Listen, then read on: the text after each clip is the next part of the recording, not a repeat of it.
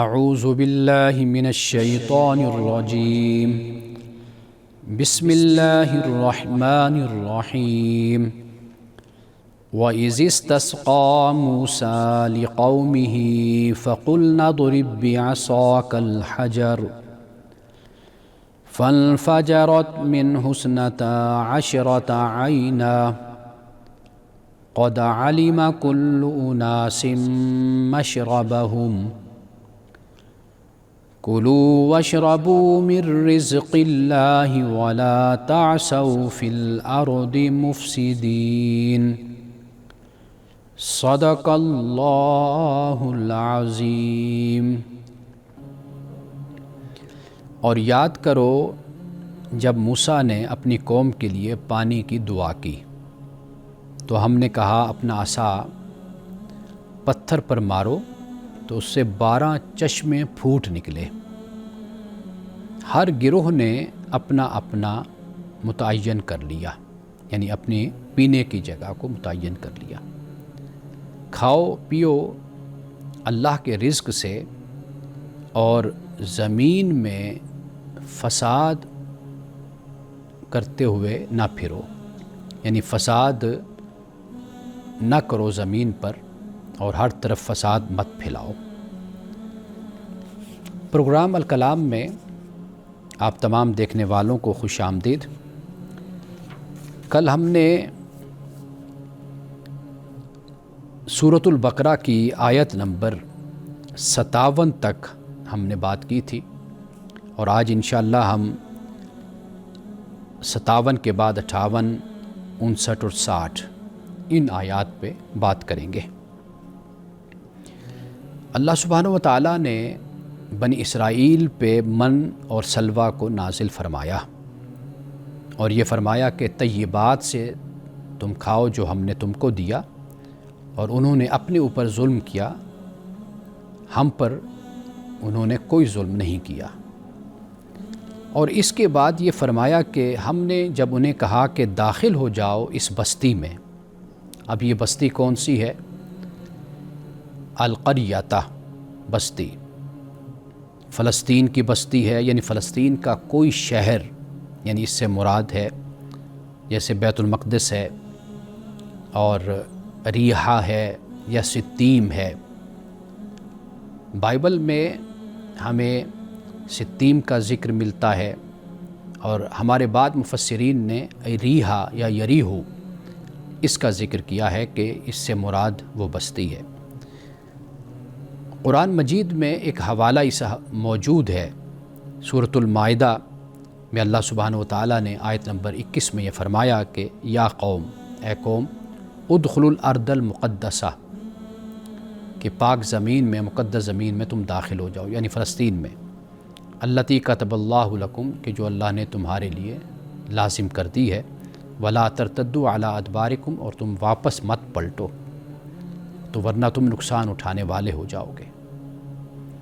یعنی یہ فلسطین کی سرزمین جو زرخیز زمین تھی، تو یہاں اللہ سبحانہ و تعالیٰ نے ان سے کہا کہ تم داخل ہو جاؤ۔ اور اسی طرح بائبل میں بھی اس بات کا ذکر ہے کہ جہاں بنی اسرائیل نے ریحہ میں داخل ہونے سے پہلے موآب کے میدانوں میں قیام کیا تھا، وہ کیا ہے؟ وہ ستیم ہے۔ تو لہٰذا یہاں جب قریہ کی بات کی گئی کہ اللہ نے فرمایا کہ قریہ میں داخل ہو جاؤ، تو اگر ہم فلسطین کی سرزمین بھی مراد لیں تو چونکہ وہ زرخیز زمین تھی، وہاں پر پھل پھول اور خوشحال وہ جگہ تھی، لیکن وہاں کے جو رہنے والے تھے، جیسے قرآن نے بیان کیا کہ بنی اسرائیل نے کہا کہ وہ بڑے جبار ہیں، مضبوط اور طاقتور ہیں، تو ہم ان کا مقابلہ نہیں کر سکتے۔ اذهب انت وربک فقاتلا انا ہاہنا قاعدون، کہ اے موسیٰ تو اور تیرے رب جا کر لڑیں، ہم تو یہاں بیٹھے ہوئے ہیں۔ تو یہاں اللہ نے جب کہا کہ اس بستی میں داخل ہو جاؤ اور کھاؤ اس سے جہاں سے تم چاہو بافراغت، اور داخل بھی ہونا ہے تو سجدہ کرتے ہوئے، سجدے سے مراد یعنی جھکتے ہوئے، عاجزی کا اظہار کرتے ہوئے، اور کہو حطہ، حطہ سے مراد یعنی حطہ انا نغفر لکم، حطّ عنا ذنوبنا، یعنی ہم سے ہمارے گناہ دور کیے جائیں، یہ کہتے ہوئے تم داخل ہو تو ہم کیا کریں گے؟ نغفر لکم خطایاکم، تو تمہارے گناہوں کو ہم معاف کر دیں گے۔ وسنزید المحسنین، اور جو احسان کرنے والے ہیں، نیکی کرنے والے ہیں، اللہ فرماتا ہے کہ ہم ان کو مزید عطا کرتے ہیں۔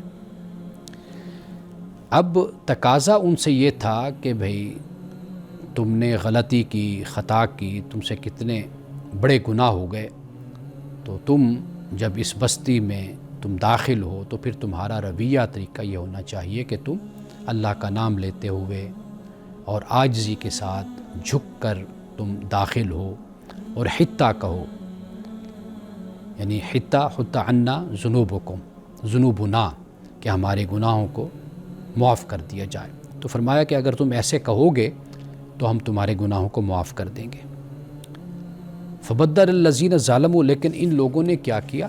یعنی بدل دیا بات کو، یعنی جو اللہ نے کہا وہ نہیں، اس کے علاوہ اور کچھ۔ اب یہ طریقہ تو خیر قوم یہود کا قرآن مجید نے بیان کیا ہے کہ یہ کس طرح الفاظ کو یہ بدل دیتے تھے، اس میں تحریف کرتے تھے، اس میں تبدیلی کر دیا کرتے تھے۔ اور مدینے میں رہنے والے یہ لوگ یہود، وہاں پر بھی ان کا رویہ یہی تھا۔ سورۃ النساء میں اور سورۃ البقرہ میں اس کو بیان کیا گیا ہے۔ اب پھر اللہ سبحانہ و تعالیٰ کی طرف سے آسمان سے کیا اترا؟ رجز اترا۔ رجز اور رجز یہ گندگی کے لیے اور غلاظت کے لیے یہ لفظ بولا جاتا ہے، نجاست کے لیے۔ جس طرح گندگی اور نجاست کو دیکھ کر انسان میں اضطراب اور قلق اور بے چینی انسان میں ہوتی ہے، تو اسی طریقے سے اللہ نے کہا کہ ہم نے ان پر جنہوں نے ظلم کیا، آسمان سے ہم نے رجز کو اتارا۔ اب رجز یعنی عذاب، ایک حدیث کے مطابق یہ طاعون کی بیماری، اور حدیث میں بھی اس کا ذکر ہمیں ملتا ہے، اور بلکہ بائبل میں بھی اس کا بیان ہے کہ بھئی ان پر رجز کو اللہ کی طرف سے نازل کیا گیا، وہ طاعون کی بیماری، یعنی کہ گویا کہ جس جگہ پہ جہاں پہ اللہ کی نافرمانی کی جاتی ہے، سرکشی اختیار کی جاتی ہے، تو وہاں پر پھر ان اعمال کا ایک نتیجہ ان پر ضرور مسلط کر دیا جاتا ہے۔ وہ بیماریوں کی صورت میں ہو سکتا ہے، وہ انتشار و افتراق کی صورت میں ہو سکتا ہے، وہ فساد کی صورت میں ہو سکتا ہے، اور وہ غربت اور افلاس کی صورت میں ہو سکتا ہے، وہ ظلم کی صورت میں ہو سکتا ہے۔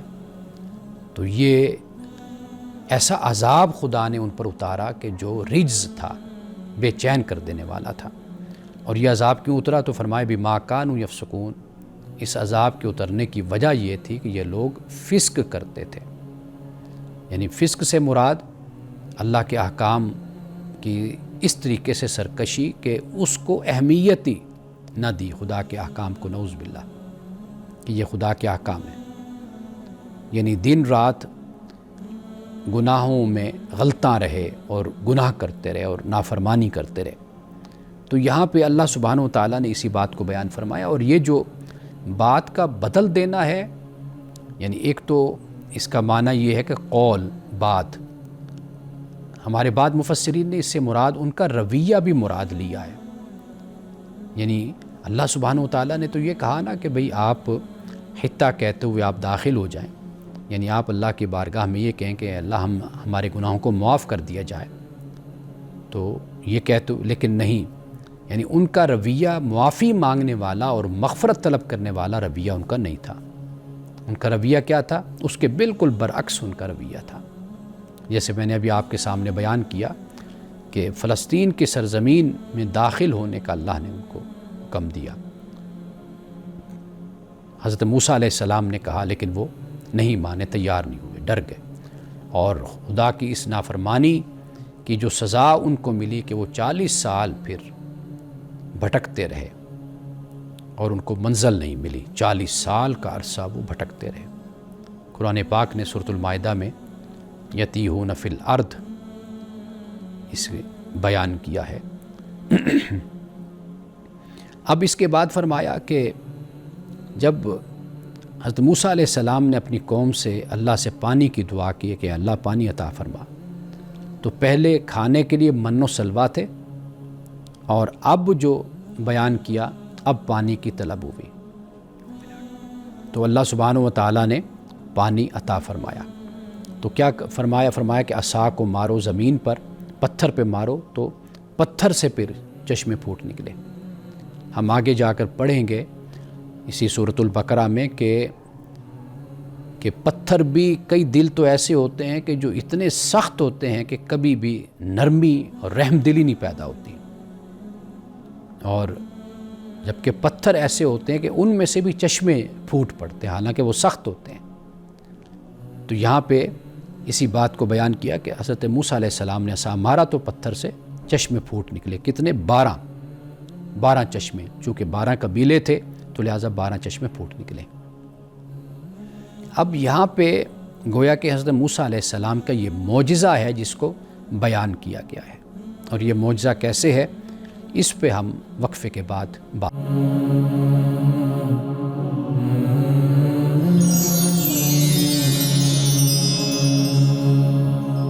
وقفے سے پہلے ہم اس نقطے پہ بات کر رہے تھے کہ حضرت موسیٰ علیہ السلام کو اللہ سبحانہ و تعالیٰ نے فرمایا کہ یہ جو آپ کا عصا ہے، لٹھیا ہے یا لاٹھی ہے، اس کو آپ پتھر پہ ماریں تو پھر اس سے کیا ہوا؟ 12 چشمے پانی کے پھوٹ نکلے۔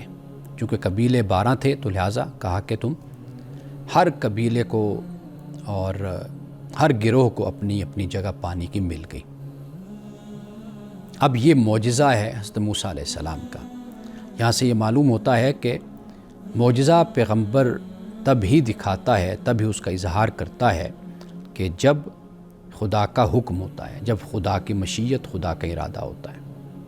یعنی پیغمبر خود اپنی طرف سے معجزہ نہیں دکھاتا، یہ خدا کی طرف سے ہوتا ہے۔ ایسا نہیں ہوتا کہ پیغمبر چوک چوراہے پر یا ہر مجلس میں بیٹھا ہوا لوگوں کو معجزہ دکھائے کہ دیکھو میں اللہ کا نبی ہوں، اس لیے کہ وہ اس کام کے لیے آتا نہیں ہے۔ یہ صورت استثنائی ہوتی ہے کہ جہاں پر پیغمبر اپنے معجزے کا اظہار کرتا ہے، یہاں سے اس بات کا علم ہو جاتا ہے۔ اور پھر اس کے بعد فرمایا کہ ہر اناس نے، ہر گروہ نے، لوگوں نے اپنے پینے کی جگہ معلوم کر لی۔ اللہ نے اب یہاں پہ جو آخر میں فرمایا یہ سب سے اہم ہے، کلوا واشربوا من رزق اللہ ولا تعثوا فی الارض مفسدین۔ کھاؤ اور پیو اللہ کے رزق سے، لیکن زمین میں فساد نہ کرتے پھرو، فساد مت پھیلاؤ زمین میں۔ یعنی دو ہی وجہ ہوتی ہے انسان کے فساد پھیلانے کی، یعنی انسان کے پاس کھانے پینے کے لیے وافر ہو جاتا ہے، رزق آ جاتا ہے، وسائل آ جاتے ہیں، اب اس کے بعد پھر وہ زمین میں فساد پھیلانا شروع کر دیتا ہے۔ اللہ تعالیٰ کے دو ہی بندے ہیں، دو ہی گروہ ہیں جو قرآن پاک نے بڑی وضاحت کے ساتھ بیان کیا ہے۔ ایک گروہ وہ ہے کہ جو مومنین کا ہے، متقین کا ہے، مالدار ہوتے ہیں، دولت مند ہوتے ہیں تو خدا کے زیادہ فرما بردار بندے بن جاتے ہیں۔ لیکن دوسرا گروہ سرکشوں کا، مترفین کا گروہ جسے قرآن کہتا ہے، یعنی اللہ کہتا ہے کہ اللہ جس بستی پر کوئی عذاب بھیجتا ہے تو در حقیقت اس کے جو مالدار طبقے ہوتے ہیں، حکمران ہوتے ہیں جو اس کے، وہ بگڑ جاتے ہیں۔ جب وہ بگڑتے ہیں تو پھر وہاں پر پھر خدا کا عذاب اترتا ہے۔ ان کے بگڑنے کا طریقہ یہی ہوتا ہے، چونکہ ان کے پاس وسائل ہوتے ہیں، وہ ان کا غلط استعمال کرتے ہیں، معاشرے میں عدم مساوات کو پیدا کر دیتے ہیں، ظلم اور ناانصافی کرتے ہیں، اپنے مفادات کو سمیٹے رکھتے ہیں، دوسروں کو ان کا حق نہیں دیتے، ظلم اور زیادتی کرتے ہیں، ناانصافی کرتے ہیں۔ تو لہٰذا یہاں پر اللہ تعالیٰ نے کھانا اور پینا، چونکہ یہ علامت ہے رزق کی فراوانی کی، خوشحالی کی، تو یہاں پہ یہ فرمایا کہ بھئی تم زمین میں فساد نہ کرتے پھرو۔ یعنی کھانے اور پینے پر اللہ نے یہ نہیں کہا کہ کوئی اس پہ پابندی ہے، کھاؤ پیو، لیکن اس کا جو نتیجہ یہ نکلتا ہے کہ پھر انسان جب اپنا پیٹ بھر جاتا ہے تو پھر دوسرے کا رزق چھیننے لگ جاتا ہے۔ جب اپنی ضرورت پوری ہو جاتی ہے اور اپنا مسئلہ حل ہو جاتا ہے تو پھر دوسروں کو ستانے لگ جاتا ہے، دوسروں کی زندگیاں تنگ کرنے لگ جاتا ہے۔ تو پھر یہ اللہ پاک نے فرمایا کہ بھئی فساد نہیں کرنا۔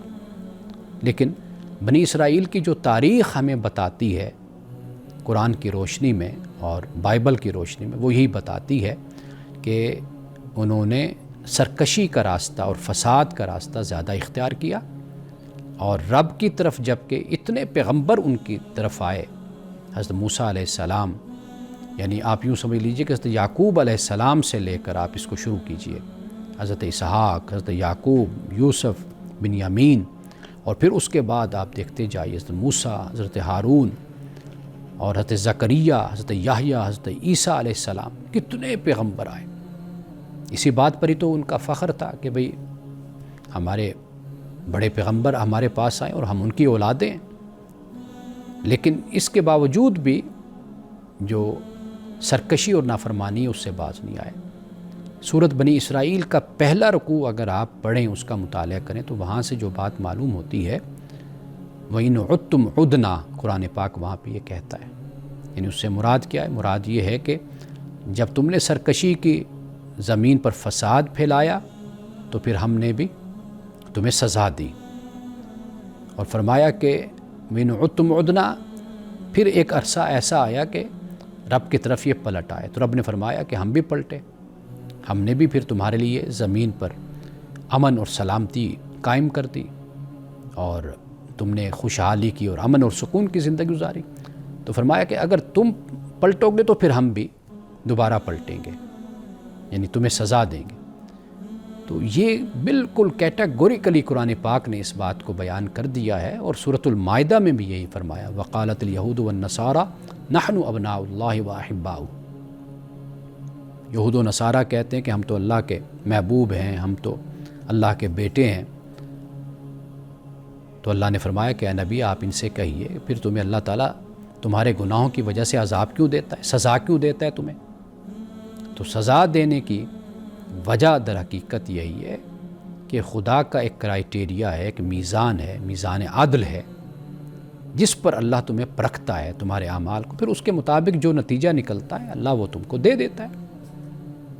تو یہاں پر شروع میں ہی اللہ سبحانہ و تعالیٰ نے اس بات کو بیان کر دیا، اور میں نے کسی درس میں یہ بات کہی تھی کہ سورۃ البقرہ کے آغاز میں جب اس قوم کا ذکر ہوتا ہے تو بہت ہی اختصار کے ساتھ، اجمال کے ساتھ ان کا ذکر ہوتا ہے، اور ایک آیت میں دو تین واقعات کو بیان کیا جا رہا ہے۔ کیوں بیان کیا جا رہا ہے؟ اس لیے کہ یہ وہی لوگ ہیں کہ جو جانتے ہیں کہ ان میں کیا کیا واقعات ہیں۔ رسول اللہ نے جب ان کی تلاوت کی تو ان کو پتہ ہے، لیکن بدقسمتی، بدنصیبی یہ دیکھیے کہ رسول اللہ صلی اللہ علیہ وسلم کی موجودگی میں میثاق بھی ہوا، معاہدہ بھی ہوا، سب کچھ ہوا، اس کا پھر معاہدہ شکنی کی گئی، خلاف ورزی کی گئی، اور اپنے آپ کو اصلاح کی طرف متوجہ نہیں کیا گیا، اپنی اصلاح نہیں کی گئی، ایمان نہیں لائے گئے۔ تو یہ قرآن پاک نے جو یہاں پر بات بیان کی ہے وہ یہی ہے کہ کھاؤ پیو اللہ کے رزق سے، خدا کا رزق ہے، وہ سب کا خدا ہے، سب کا رب ہے، وہ سب کو دیتا ہے، کھاؤ پیو، کوئی اس پر پابندی نہیں ہے۔ لیکن یہ جو تم آگے جو قدم اٹھاتے ہو نا، کہ جو جسے کہتے ہیں کہ قانون ہاتھ میں لے لینا، زمین میں فساد پھیلانا، لوگوں کی زندگیوں کو خطرے میں ڈال دینا، دہشت پھیلا دینا، کسی کی آبرو، کسی کی عزت اور کسی کی زندگی محفوظ نہ رہے، تو یہ کلچر تم نہ بناؤ، اس سے بچو۔ پھر اس سے ہوتا کیا ہے کہ جو اس کلچر کی اور اس رویے کی بنیاد رکھنے والا ہوتا ہے، ایک دن وہ خود ہی اس کا نشانہ بھی بن جاتا ہے، اور معاشروں میں ایسا ہی ہوتا ہے، پھر اور فساد اس سے پیدا ہوتا ہے۔ تو قرآن مجید کو جب ہم پڑھتے ہیں تو اللہ سبحانہ و تعالیٰ اسی بات کو بالکل واضح طور پر بیان کر دیتا ہے کہ دنیا کی نعمتیں، دنیا کی عنایات، دنیا کی سہولتیں، یہ سب انسانوں کے لیے ہیں، انجوائے کرو، کھاؤ اور پیو، لیکن دوسروں کے لیے تھریٹ نہ بنو، خطرہ نہ بنو۔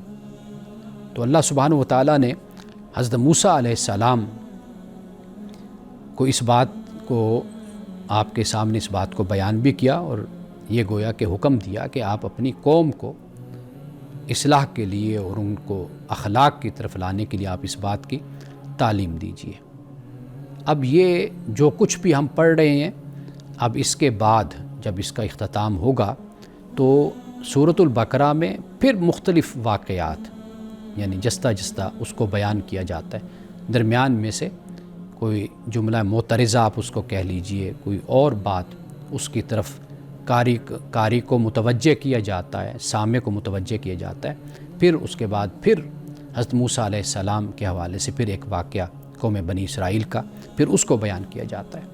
تو گویا کہ اس میں مختلف واقعات، یعنی 70% آپ کہہ لیجئے کہ سورۃ البقرہ میں جو بیان ہے وہ قوم یہود کا ہے۔ ویسے قرآن مجید میں بھی زیادہ ذکر اسی قوم کا ہے، لیکن اس میں بھی ایک حکمت ہے، اور وہ حکمت یہی ہے کہ مسلمانوں کو ایک قوم کا پورا کریکٹر، پوری تاریخ بتا دی گئی، سنا دی گئی ہے، دکھا دی گئی کہ دیکھو یہ قوم ہے۔ تو اس میں بہت بڑا سبق ہے مسلمانوں کے لیے۔ تو یہ کیسے ہو سکتا ہے کہ جو نتائج گزشتہ اقوام کی بدعمالیوں سے نکلے وہ نتائج ہماری بدعمالیوں سے نہیں نکلیں گے؟ کوئی تجربہ کر کے دیکھ لے، تجربہ اس کا نتیجہ وہی ہے کہ جو گزشتہ اقوام کے بدعمالیوں سے نکلا۔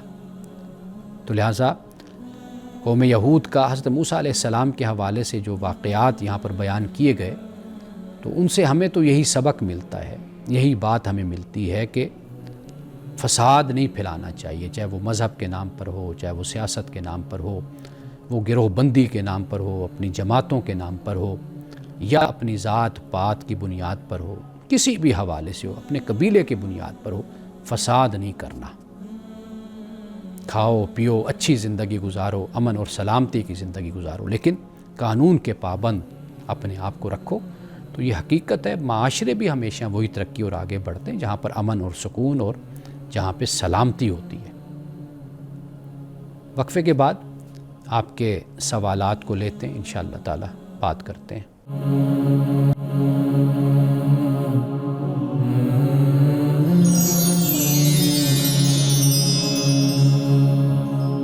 وقفے کے بعد آپ کے چند سوالات کے ساتھ حاضر ہیں۔ ایک سوال تو یہ پوچھا گیا ہے کہ اللہ سے بات کیسے کی جائے کہ وہ سن لے، یعنی یہ ایک پریشانی کی حالت میں کسی صاحب نے یہ سوال بھیجا ہے کہ ممکن ہے کہ پریشان ہوں، دعائیں مانگتے ہوں، اور ان کا خیال یہ ہے کہ بھئی کوئی ایسا طریقہ میں اختیار کروں کہ خدا سن لے، حالانکہ خدا تو سن ہی رہا ہے، اور وہ تو ہمیشہ سنتا ہے، وہ سمیع ہے، بصیر ہے وہ، لیکن دل سے ہمارے کوئی بات نکلے تو پھر بات بنتی ہے۔ قرآن پاک نے یہ فرمایا ہے کہ وَلَقَدْ نَعْلَمُ تُوَسْوِسُ بِهِ نَفْسُهُ، کہ اللہ فرماتا ہے ہم جانتے ہیں جو تمہارے اندر سرگوشی بھی ہوتی ہے تمہارے دل میں، اور تمہارے دل میں جو ایک خیال گزرتا ہے، تو فرمایا کہ ہم اس کو بھی جانتے ہیں۔ ادعوا ربکم تضرعا وخفیا، کہ تم اپنے رب کو پکارو، تضرع کے ساتھ پکارو، اور خفیہ یعنی اگر تم علیحدگی میں، تنہائی میں بھی پکارتے ہو تو اللہ تمہارے اس پکار کو سنتا ہے۔ اور یہ بھی فرمایا وَإِذَا سَأَلَكَ عِبَادِي عَنِّي فَإِنِّي قَرِيب، کہ جب آپ سے میرے بندے پوچھتے ہیں تو آپ کہہ دیجئے، یعنی قل بھی نہیں فرمایا فَإِنِّي قَرِيب، کہ میں قریب ہوں۔ اجیب دعوت الداعی اذا دعان، پکارنے والا جب پکارتا ہے تو میں اس کی پکار کو سنتا ہوں۔ تو اللہ تو سنتا ہے پکارنے والے کی پکار کا۔ تو ایسا معاملہ نہیں ہے کہ کوئی یہ کہے کہ جی اللہ میری نہیں سن رہا، تو مجھے آپ بتائیے کہ میں کیسے اللہ کو پکاروں۔ اب 4 طریقے اللہ سے بات کرنے کے ہیں، وہ میں ذکر کر دیتا ہوں تاکہ جو بھائی پریشان ہیں وہ اس پر توجہ کریں۔ ایک تو ہے نماز۔ نماز کیا ہے؟ اللہ سے ملاقات ہے۔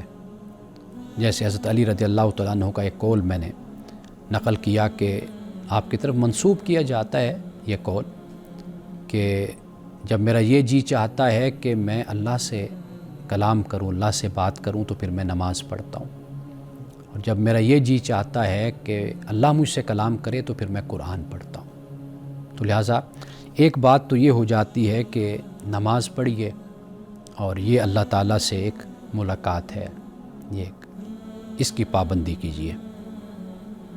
اور پھر دعا کرتے ہوئے اللہ سے یہ کہیے کہ یا اللہ میں تجھ سے بات کرنا چاہتا ہوں اور بس تجھے یاد کرنا چاہتا ہوں۔ یعنی میرا تعلق آپ سے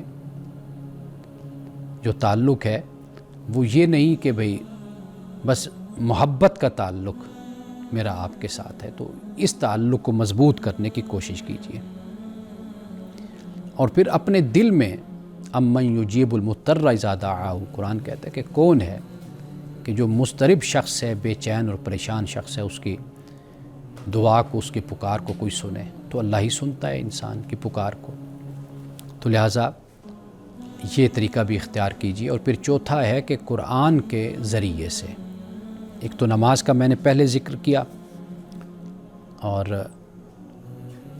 نماز اور پھر قرآن، اس کے ساتھ آپ لو لگائیے، پڑھیے، تو آپ کو تسکین ہوگی، آپ کی تسلی ہوگی۔ اللہ سبحانہ وتعالی ہر حال میں سننے والا ہے، وہ سنتا ہے۔ آپ دعا کرتے ہیں، آپ اللہ سے مانگتے ہیں، تو وہ مانگتے رہیے، اس سلسلے کو مت منقطع کیجیے، لیکن جو اللہ کا دیا ہوا آپ کے پاس ہے اس کو ضرور دیکھیے، اپنی نظر میں ضرور رکھیے، اس لیے کہ ہماری بے چینی اس کے لیے ہوتی جو نہیں ہوتا، اور جو آ جاتا ہے پھر اس کی اہمیت ختم ہو جاتی ہے، پھر ہم اس کے پیچھے چل پڑتے ہیں جو ہمارے پاس نہیں ہوتا، پھر وہ بھی آ جاتا ہے، وہ مانگتے رہتے تھے پہلے، وہ آ جاتا ہے، پھر اس کے بعد کچھ اور۔ تو لہٰذا جو اللہ کا دیا ہوا ہے نا، تو اس پر بھی ضرور نظر رکھیے، اس سے شکوہ کم ہو جاتا ہے، شکایت کم ہو جاتی ہے۔ ایک اور سوال ہے، وہ بھی اسی سے متعلق کہ میں گناہوں سے توبہ کر لیتا ہوں مگر پھر وہی گناہ دوبارہ ہو جاتے ہیں، تو کیا میری توبہ قبول نہیں ہو رہی؟ یعنی انہوں نے ایک اور مسئلہ بیان کیا ہے کہ بھئی میں توبہ کرتا ہوں لیکن پھر وہ مجھ سے جو گناہ ہے وہ پھر دوبارہ مجھ سے ہوتے ہیں، تو کیا یہ یعنی ایسا ہے کہ میری توبہ قبول نہیں ہو رہی؟ بھئی توبہ وہ قبول ہو رہی ہے آپ کی، بس اللہ سبحانہ وتعالیٰ کو ایک بات پسند نہیں ہے، وہ ہے سرکشی۔ آپ اگر عاجزی کے ساتھ، خدا خوفی کے ساتھ، اللہ سے تعلق کے ساتھ اگر آپ زندگی گزارتے ہیں تو قرآن پاک کہتا ہے کہ ان تجتنبوا کبائر ما تنہون عنہ نکفر عنکم سیئاتکم، کہ اگر تم بڑے گناہوں سے اپنے آپ کو بچاؤ گے تو چھوٹے گناہ میں مٹا دیا کروں گا، وہ مٹ جائیں گے چھوٹے گناہ۔ تو لہٰذا یہ بات ذہن میں رکھیے کہ آپ انسان ہیں، توبہ کرنے کے بعد فرشتے نہیں ہو جاتے، تو توبہ کا سلسلہ جاری رکھیے، جو گناہ ہو جاتے اللہ تعالیٰ ان کو اپنے کرم سے معاف فرمائے گا۔ اس پہ مزید کچھ چند گزارشات میں پیش کرنا چاہوں گا، لیکن ایک وقفے کے بعد۔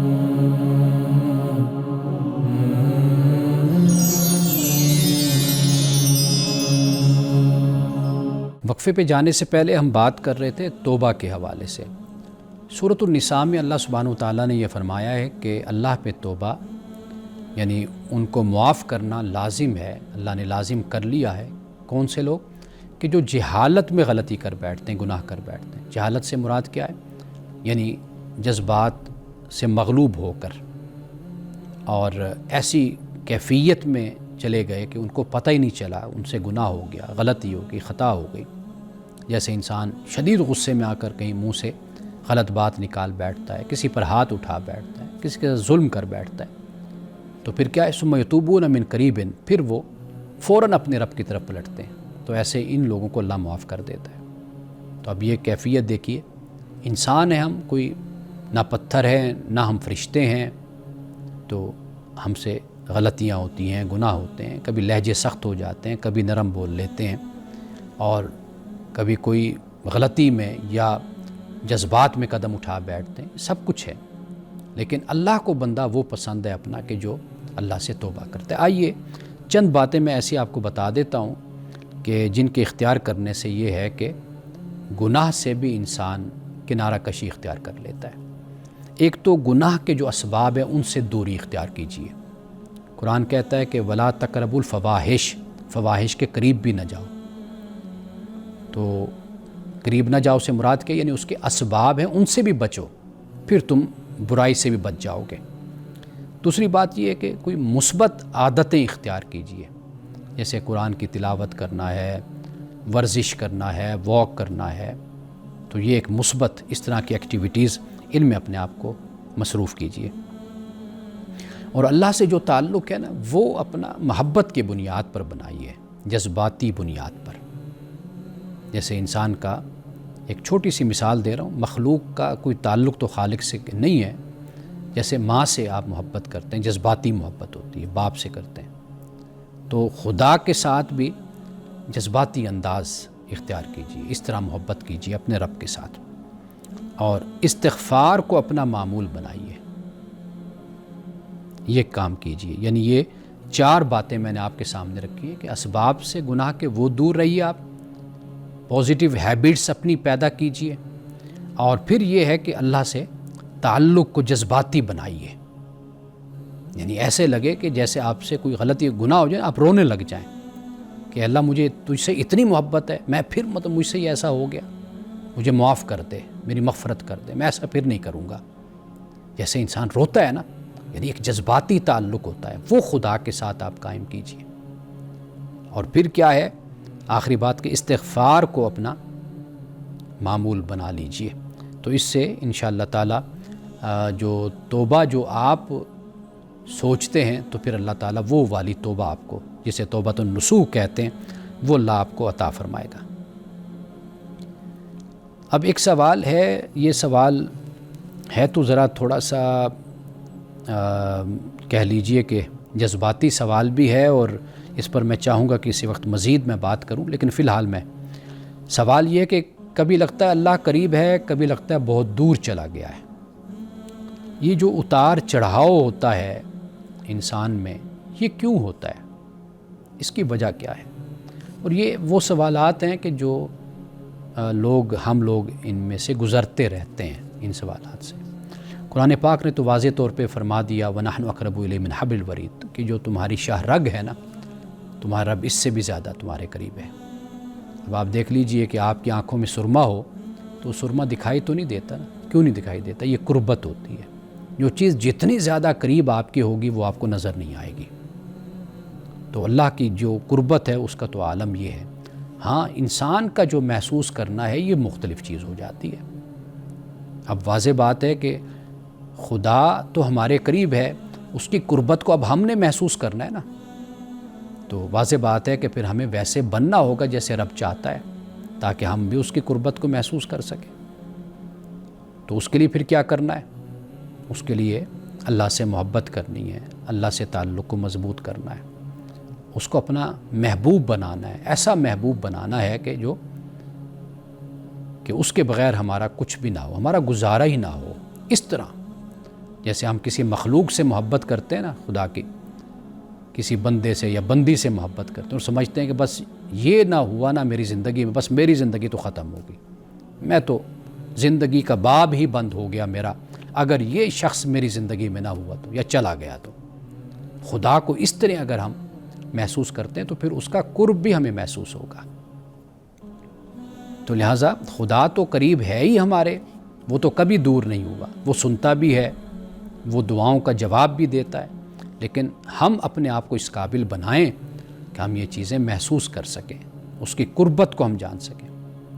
اب یہ قربت کیسے ہوتی ہے؟ یہ تنہائی سے پتہ چلتا ہے کہ آپ خدا کو اپنے قریب محسوس کر رہے ہیں یا نہیں کر رہے، یعنی جب آپ تنہائی میں ہوں، خلوت میں ہوں، تو اس وقت پتہ چلتا ہے کہ تنہائی میں جب انسان ہوتا ہے تو اگر وہ خدا کو اپنے پاس پاتا ہے، اس کی قربت میں ہوتا ہے، تو پھر وہ گناہ نہیں کرتا، رب کی نافرمانی نہیں کرتا، غلط کام نہیں کرتا، اس کی تنہائی خدا کی یاد سے آباد رہتی ہے، اس کی جو خلوت ہے وہ خدا کے ذکر سے روشن رہتی ہے۔ یہ وہ چیز ہے جسے ہم حاصل کر لیں تو پھر اس طرح کے جو سوالات پیدا ہوتے ہیں یا پریشانیاں ہوتی ہیں یہ پھر ہماری زندگی سے ختم ہو جاتی ہیں۔ تو دعا ہمیں یہ کرنی چاہیے، اے اللہ مجھے اپنے قرب کی لذت عطا فرما، اور اپنے چہرے کے کا جو نور ہے تیرے چہرے کا، اے اللہ مجھے اس کی لذت اور اس کا سرور عطا فرما، اور اپنے ذکر کی جو طمانینت ہے، جو سکون ہے، جو اس کی حلاوت ہے، مٹھاس ہے، تو اپنے ذکر کی حلاوت اور مٹھاس سے مجھے محروم نہ کر۔ تو اللہ سے یہ ہم دعا کریں تو پھر ہم اس کی قربت میں رہیں گے، یعنی اس کی قربت میں تو اب بھی ہم ہیں، لیکن اس کی قربت کو ہم محسوس کریں گے۔ تو آخر میں ایک بات حسن بصری رحمۃ اللہ تعالی علیہ نے یہ فرمائی ہے، فرماتے ہیں کہ لوگوں کو دنیا کا مقابلہ بازی کرتے دیکھو، دنیا کی، کہ وہ دنیا کی مقابلہ بازی میں لگے ہوئے، تو تم آخرت کی مقابلہ بازی میں لگ جاؤ۔ وجہ یہ کہ دنیا جانے والی ہے اور آخرت رہنے والی ہے۔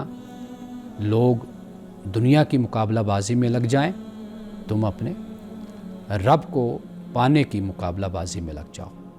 دنیا رہ جانے والی ہے اور آخرت باقی ہے۔ انہی الفاظ کے ساتھ اجازت دیجیے۔ السلام علیکم ورحمۃ اللہ وبرکاتہ۔